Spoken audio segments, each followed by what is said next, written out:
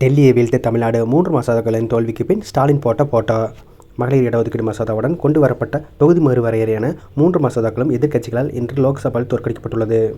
இதையடுத்து முதல்வர் ஸ்டாலின் தனது எக்ஸ் பதிவில் டெல்லியை வீழ்த்திய தமிழ்நாடு என்ற வார்த்தைகளுடன் பதிவிட்டுள்ள போட்டோ அதிக கவனம் பெற்றுள்ளது.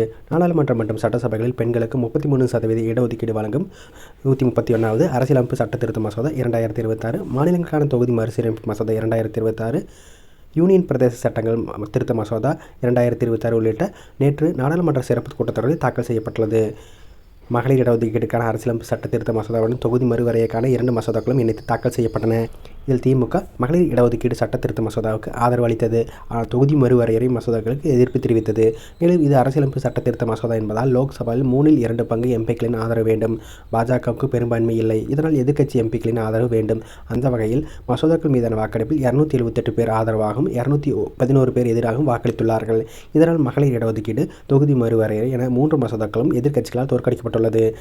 தொகுதி மறுவரையறை மசோதாவிற்கு எதிராக முதல்வர் ஸ்டாலின் அதன் நகலை தீயிட்டு எரித்தார்.